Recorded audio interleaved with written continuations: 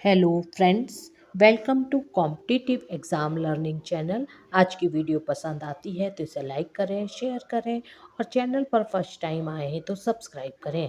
आज हम डिस्कस करने जा रहे हैं इलेक्ट्रॉन बंधुता। What is electron affinity which is useful for all competitive exams and students of basic science, students of class 11 and BSc first year also।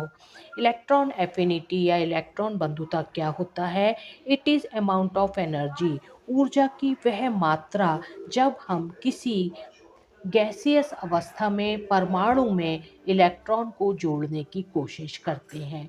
देखिए, परमाणु होते हैं धनायन ऋणायन होते हैं।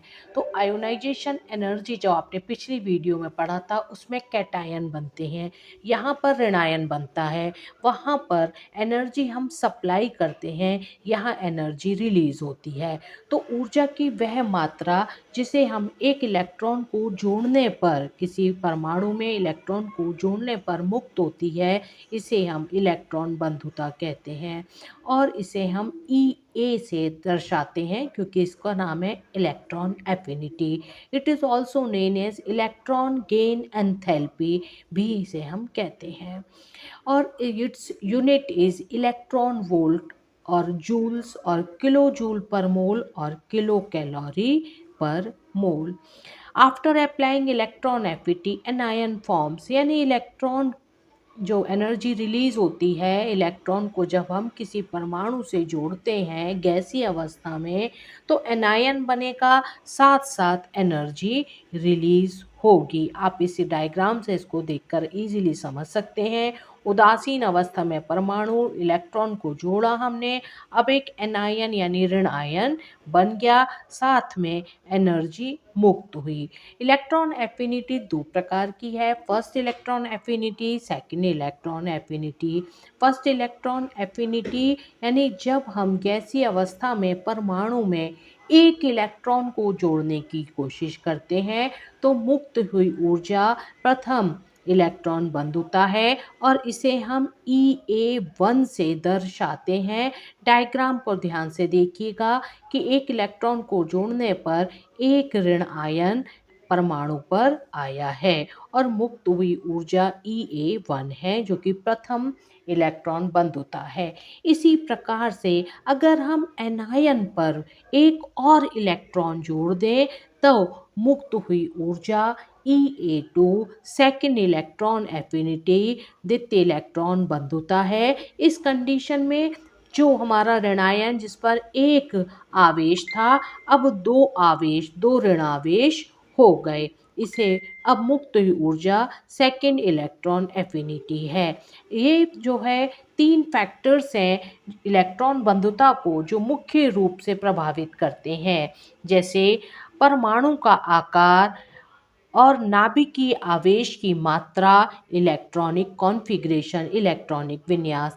यानी कि यदि परमाणु का आकार बहुत छोटा होगा तो इलेक्ट्रॉन बंधुता की मात्रा बढ़ जाएगी। जैसे जैसे परमाणु का आकार बढ़ता जाएगा तो नाभिक से इलेक्ट्रॉन का दूरी बढ़ती जाती है, आवेश आकर्षण कम होता जाता है और इलेक्ट्रॉन बंधुता की मात्रा कम होती जाती है। यानी परमाणु का आकार छोटा तो इलेक्ट्रॉन बंधुता ज़्यादा, परमाणु का आकार बड़ा तो इलेक्ट्रॉन बंधुता की मात्रा कम।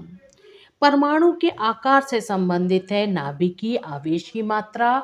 यदि परमाणु में सबसे बाहर के जो इलेक्ट्रॉन है जो जाकर जुड़ रहा है वो नाभिक के बहुत पास होगा, यानी नाभिक की आवेश की मात्रा ज़्यादा होगी तो इलेक्ट्रॉन बंधुता की मात्रा ज़्यादा होगी। यदि परमाणु में जो इलेक्ट्रॉन जुड़ रहा है वो दूरी पर है, यानी नाभिक की आवेश कम है, नाभिक की आवेश कम है, इलेक्ट्रॉन बंधुता कम है। तीसरी चीज आती है इलेक्ट्रॉनिक कॉन्फ़िगरेशन, इलेक्ट्रॉनिक विन्यास। इलेक्ट्रॉनिक विन्यास यदि स्थायी प्रकार का है जैसा कि नोबल गैसेस में मिलता है तो हमें यहाँ पर नाभिक इलेक्ट्रॉन बंधुता की मात्रा बहुत ज़्यादा मिलती है।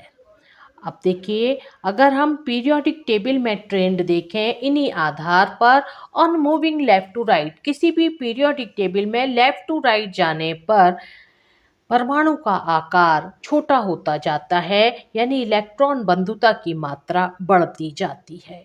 इसी तरह से किसी ग्रुप में पीरियोडिक टेबल में किसी भी ग्रुप में अगर हम ऊपर से नीचे की ओर आते हैं तो परमाणु का आकार बढ़ता जाता है, इसीलिए इलेक्ट्रॉन बंधुता की मात्रा कम होती है।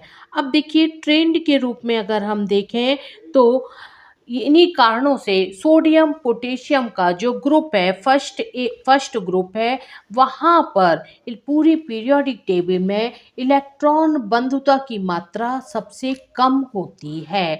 और हम ऊपर से नीचे की ओर जाते हैं तो इलेक्ट्रॉन बंधुता की मात्रा साइज के कारण कम होती जाती है। विशेष रूप से अगर आप देखते हैं तो ज़ीरो ग्रुप यानी कि नोबल गैसेस स्थायी विन्यास रखती हैं, इसीलिए वहाँ पर इलेक्ट्रॉन्स में एनायन बनाना संभव ही नहीं होता है। आई होप ये वीडियो आपके लिए यूज़फुल होगी। अगर कोई क्वेरी हो कमेंट बॉक्स में कमेंट कीजिएगा। Thank you.